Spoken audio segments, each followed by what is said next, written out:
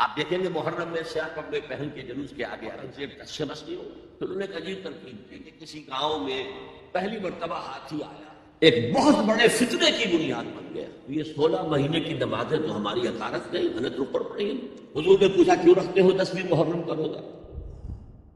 آپ نے بارہا سنا ہوگا گفتگو. بھائی اصل نیکی یہ ہے کہ کوئی کسی کو دھوکہ نہ دے، جھوٹ نہ بولے، وعدہ پورا کرے، اپنا فرض صحیح طور سے ادا کرے. کہیں ملازم ہے تو اپنے فرائض صحیح طور سے ادا کرے. باقی رہ گئی نماز روزہ، یہ تو انفرادی باتیں ہیں. یہ کوئی کرتا ہے تو اپنے لیے نہیں کرتا ہے تو کوئی بات نہیں. یہ دونوں ایک دوسرے کے بالکل برعکس تصورات ہیں. اور یہ ہمارے معاشرے میں جدید تعلیم یافتہ طبقات کا تصور ہے نیکی، اور ہمارے قدیم علماء اور ان کے زیر اثر جو عوام ہے ان کے تصور نیکی میں یہ زمین و آسمان کا فرق ہے. آپ کو معلوم ہے کہ اپنی جسم فروش عورتیں جو ہیں وہ بھی نیکی کا کوئی نہ کوئی کام کریں. آپ دیکھیں گے محرم میں سیاہ کپڑے پہن کے جلوس کے آگے آگے جا رہے ہیں، سبیلیں لگا رہی ہیں. مختلف مزاروں میں جب عرس ہوتا ہے وہاں جاتی ہیں، دھمال کھیلتی ہیں، وہی سیاہ کپڑے پہن وہ بھی اپنے آپ کو مطمئن کرتی ہیں. مشہور ہے ایک واقعہ شہنشاہ عالمگیر اورنگزیب کا.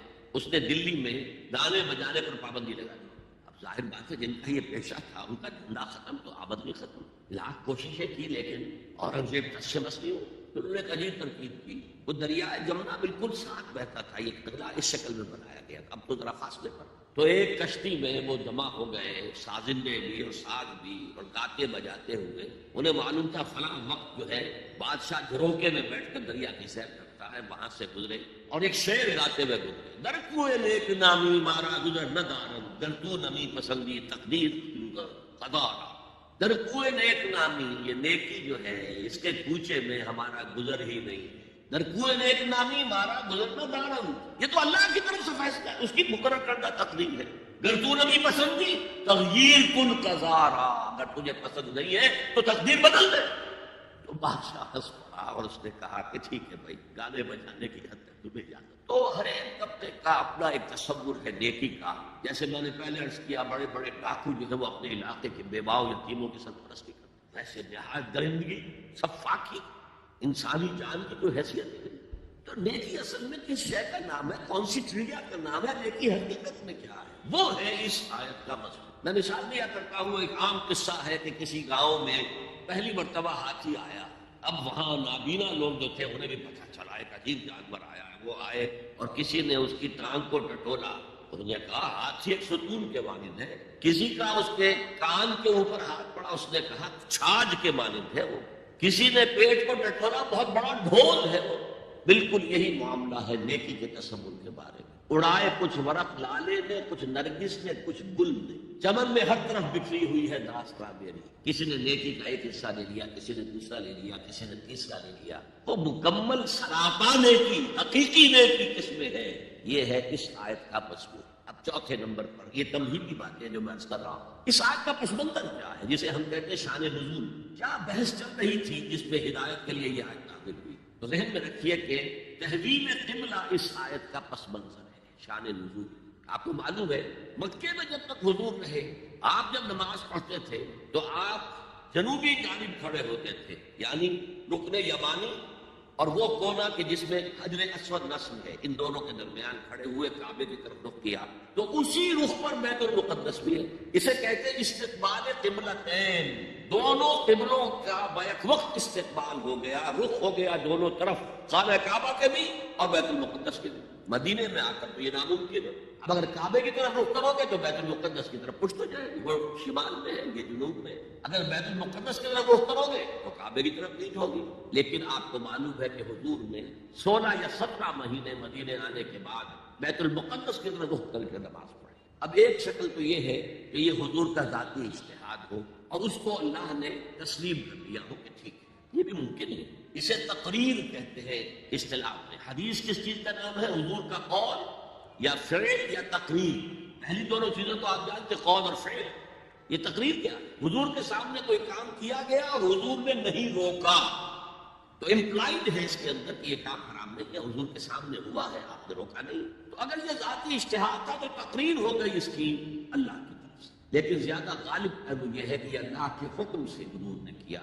اور یہ حکم وحی خفی کے ذریعے سے آیا، اس لیے کہ قرآن مجید میں اس کا ذکر نہیں ہے کہ اللہ نے حکم دیا ہو کہ اے محمد صلی اللہ علیہ وسلم اب آپ اور آپ کے ساتھی بیت المقدس کی طرف رخ کر کے نماز پڑھیں گی. تو یہ وحی خفی، وحی جلی، وحی خفی، دو قسم کی وحی حضور کو ہوتی. نبی کے لیے تو وحی خفی بھی وحی جلی کے اسی کے حکم میں ہے، لیکن عام آدمی کا کوئی ولی اللہ بڑے سے بڑا ہو، اس کی بھی اس کا کشف، اس کا الہام حجت نہیں ہے دین میں. بہرحال یہ شاید حضور کو اللہ نے وحی خفی کے ذریعے حکم دیا. اس کا ایک بہت بڑا سیاسی فائدہ ہوا حضور کو، اور وہ یہ کہ مدینے میں آ کر آپ کا واسطہ پڑا یہودیوں سے. وہ بہت منظم تھے، تعلیم یافتہ تھے، بہت کلچرڈ تھے، ان کے ہاں فقہا تھے، ان کے ہاں مفتی لوگ موجود. اگر فوری طور پر تصادم یہود کے ساتھ ہو جاتا تو حضور کے قدم مدینے میں جمنا آسان نہ ہو. یہ جب آپ نے بیت المقدس کی طرف رخ کر کے نماز پڑھی تو یہودیوں نے سمجھا چلو کوئی بات نہیں ہے، تو ہمارے کیمپ فالوورز ہیں، ہمارے قبلے کا رخ کر رہے ہیں، لہذا فوری طور پر ان کی طرف سے کوئی مخالفت وہ پیش کرتا ہے. اور اس 16 مہینے میں حضور کو اپنے قدم جمانے کا مدینہ منورہ میں پورا موقع ملا. بلکہ پہلے 6 مہینے اس میں جو ہے بہت ڈیسائسو، 3 کام آپ نے 6 مہینے میں کیے ہیں تو بالآخر بہت ہی زیادہ فیصلہ کن ثابت. نمبر 1 یہ کہ آپ نے مسجد نبوی کی تعمیر کر لی. اب یہی مرکز ہے، یہی درسگاہ ہے، یہی خانقاہ ہے، یہی پارلیمنٹ ہے، یہی دار المشاورت ہے، یہیں سے فوجیں تیار کی جا رہی ہیں، یہی وفود آ کر پیش ہو رہے ہیں. بہرحال ایک مرکز مہیا ہو گیا. نمبر 2 یہ کہ مہاجرین میں اور انصار میں مواخات، ایک مہاجر ایک Ansari, they were declared brothers. یہ تھی انٹیگریشن آف دی سوسائٹی. اور تیسرا کام آپ نے یہ کیا اسی دوران میں جس کا تعلق اس حکمت عملی کے ساتھ بہت گہرا بن جاتا ہے کہ یہود کو جکڑ لیا ایک معاہدے میں، میثاق مدینہ، کہ اگر مدینے پر کوئی باہر سے حملہ آور آیا تو ہم سب مل کر واحد امت کی حیثیت سے مدینے کا دفاع کریں گے. جوائنٹ ڈیفنس آف مدینہ کا پیکٹ ہو گیا. اور یہ چیز بھی حضور کی کامیابی میں بہت فیصلہ کن ثابت. تو اس اعتبار سے یہ تحویل قبلہ جب پھر ہوئی ہے، اور میں نے جو کہا تھا کہ اللہ نے ہی کوئی حکم دیا تھا وہی خفی کے ذریعے، وہ اس سے ثابت ہوتا ہے کہ نہ صرف بہت سے مہاجرین پر یہ بات شاخ گزر رہی تھی، خود حضور پر بھی شاخ گزر رہی تھی کہ میں پیٹ کیے ہوئے ہوں کعبے کی طرف. چنانچہ قرآن مجید میں آیا ہے قد نرا تقلب وجهك في السماء، اے نبی ہم آپ کے چہرے کا، نگاہوں کا آسمان کی طرف اٹھنا بار بار دیکھتے رہے. اب منتظر تھے کہ وقت آئے، حکم آئے، وحی آئے اور میں رخ بدل. وما جعلنا القبلة التي كنت عليها الا لنعلم من يتبع الرسول ممن ينقلب على عقبيه. یہ اللہ نے اپنی طرف منسوب کر دیا، اور ہم نے وہ قبلہ جس پر تم اب تک رہے ہو 16 مہینے 17 مہینے یہ مقرر کیا تھا تاکہ دیکھ لیں کہ کون ہے رسول کا اتباع کرنے والے اور کون ہے جو اپنے الٹے پاؤں پھر جانے والے. کیا مطلب ہے اس کا؟ مہاجرین مکے سے آئے تھے، ان کے دلوں میں عظمت جو ہے کعبے کی وہ پلی ہوئی تھی اندر ٹھوک ٹھوک. اب دیکھا اللہ نے حکم نہیں دیا وحی جلی کے ذریعے سے، یہ رسول کا حکم تھا. گویا کہ یہ ایک امتحان ہو گیا کہ کہیں تمہاری حمیت جاہلی، تمہاری محبت جو تمہیں کعبے سے ہے وہ تمہیں اسلام سے پھیر تو نہیں دیتی. آیا تم رسول کے حکم کو مقدم رکھتے ہو اور اپنی کسی سابقہ حمیت، جسے حمیت جاہلی ہم کہہ دیں گے، اس کو مقدم رکھتے. یہ ایک سخت امتحان تھا جس میں کہ اہل مکہ جو مہاجرین تھے وہ مبتلا کیے گئے. اور خاص طور پر یہ بات کہ رسول کا حکم ماننے کی تاکید، چاہے ابھی قرآن میں کوئی آیت نہیں آئی ہے لیکن حقیقی مومن کے لیے رسول کا فرمانا بھی ایسے ہی ہے جیسے کہ اللہ کا فرمان. اس کی تربیت بھی ہوگی. لیکن یہ کہ اکثر کا معاملہ یہ تھا کہ یہ معاملہ شاخ گزر رہا تھا، یہاں تک کہ حضور کا معاملہ بھی تھا. قد نرا تقلب وجهك في السماء فلنولينك قبلة ترضاها. تو اے نبی ہم بدل دیں گے قبلہ وہ جو آپ کو پسند ہے. اب رخ کرو مسجد حرام کی طرف. فولوا وجوهكم شطر المسجد الحرام. اب اپنا رخ کر لو مسجد حرام کی طرف. چنانچہ مدینے میں ایک مسجد القبلتین ہے، جو حضرات گئے ہیں زیارت کرتے ہیں، انہوں نے زیارت کی. حضور مدینے سے باہر ایک قبیلے کی جگہ تھی، وہ وہاں گئے ہوئے تھے، کوئی دعوت کام تھی، دوپہر کا کھانا تھا. اسی وقت ظہر کا وقت ہو گیا. حضور نے جماعت کھڑی کی اور قبلہ جو ہے بیت المقدس. اسی نماز کے دوران یہ آیات وہی نازل ہو گئی. آپ نے فوراً رخ بدلا اور پوری جماعت نے رخ بدل لیا. اور اسی لیے اس مسجد میں 2 قبلے ہیں، 2 محرابیں ہیں.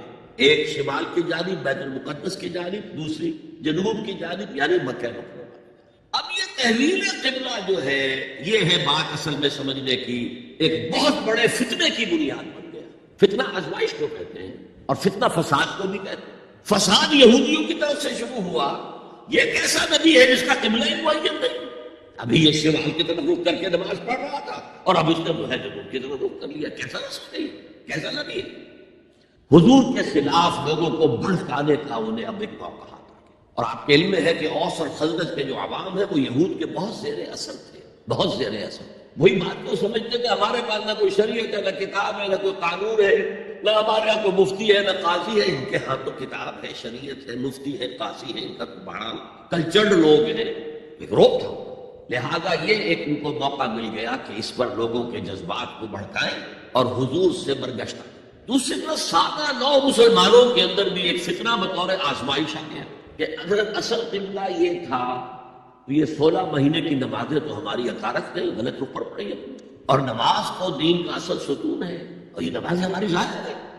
یہ ان کے دلوں میں ایک وسوسہ پیدا ہوا۔ اس پہلو سے اس مسئلے پر بڑی مفصل گفتگو قرآن میں ہوئی ہے میرے اور آپ کے لیے، بلکہ مجھے اعتراف ہے کہ میں یہ سوچتا رہا اتنی مفصل گفتگو بار بار فَوَلُّوا وُجُوهَكُمْ شَطْرَ الْمَسْجِدِ الْحَرَامِ فَوَلُّوا وُجُوهَكُمْ شَطْرَهُ، یہ بار بار پورے 2 رکوع قرآن مجید میں، سورہ بقرہ کا 17واں رکوع 18واں رکوع اسی طرح، اس لیے کہ ہم اس سینسٹیونیس کا اندازہ نہیں کر سکتے کہ جو اس وقت پیدا ہو گئی تھی اس پر تحویل قبلہ پر، یہ معمولی نہیں بات تھی۔ یہود نے سمجھ لیا تھا کہ اب معلوم ہوا یہ ایک نئی امت کا آغاز ہے، اس کا مرکز اب نیا بن گیا ہے۔ اب تک وہ سوچ رہے تھے کہ ہمارے ہی، چنانچہ ایک اور واقعہ ہوا تھا کہ یہ عاشورہ کا روزہ رکھتے تھے یہودی۔ حضور نے پوچھا کیوں رکھتے ہو 10ویں محرم کا روزہ؟ انہوں نے کہا کہ اصل میں ہمیں جو نجات ملی تھی فرعون سے، اور فرعون کو جو غرق کیا گیا تھا لا و لشکر سمیت، وہ 10 محرم کو ہوا تھا، ہم شکرانے کے طور پر روزہ رکھتے۔ حضور نے فرمایا کہ موسیٰ کے تو ہم تم سے زیادہ مستحق تھے، لہذا مسلمانوں کو حکم دیا کہ تم بھی 10ویں محرم کا روزہ رکھا کرو۔ اب یہ چیزیں ایسی تھیں کہ جس سے وہ پیسیفائڈ تھے ایک طرح سے کہ نہیں یہ کوئی نئی چیز نہیں ہے، یہ ہمارے کین فالوورز، بلکہ حضور نے فرمایا تم 2 روز کا روزہ رکھو، 9ویں محرم کا بھی 10ویں کا۔ بہرحال اس پر جو ایک تشویش ہوئی ہے، اس تشویش کو دور کرنے کے لیے 2 رکوع 17واں 18واں رکوع 2 رکوع پورے کے پورے اسی بحث پر مشتمل ہیں۔ اور اس کے علاوہ اب میں مثال دوں کہ میرا ایک ہاتھ یوں ہے، ایک ہاتھ یوں ہے، بیچ میں میرا جسم ہے، تو اس بحث کا جسم جو ہے وہ تو وہ 2 رکوع ہے، رکوع 17 18، لیکن ادھر دور پہلے ایک آیت آ گئی تھی جس نے زمین ہموار کی، للہ المشرق والمغرب فینما تولوا فثم وجہ اللہ۔ 2 رکوع پہلے، مشرق و مغرب سب اللہ کے ہیں، جدھر بھی رخ کرو اللہ کا رخ ہے۔ قبلے کا مطلب یہ تو نہیں ہے کہ اللہ اس سمت میں محدود ہے، معاذ اللہ، اللہ کا رخ، اللہ تو مشرق میں ہے، مغرب میں ہے، شمال میں ہے، جنوب میں ہے، فوق میں ہے، تحت میں ہے، ہر جگہ۔ للہ المشرق والمغرب فینما تولوا فثم وجہ اللہ، مشرق و مغرب سب اللہ کے ہیں، جدھر بھی تم رخ کرو گے وہاں کرو۔ یہ تمہید ہو گئی تھی۔ اس کے بعد ایسے وہاں جا کر عجیب سا محسوس ہوتا ہے کہ یہاں تو کوئی سیاق و سباق تو تھا نہیں، یہ آیت کس حوالے سے آئی ہے؟ اصل میں اس بحث کے لیے تمہید وہاں سے شروع کر کے بات چھوڑ دی گئی، اور پھر 2 رکوع آگے جو ہے وہ یہ آیت آ گئی کہ اگر ابھی کوئی ریزیڈول ایفیکٹ باقی ہے تو اب ان سے کہا جا رہا ہے سخن شناس نہیں دل برا خطائی جاست۔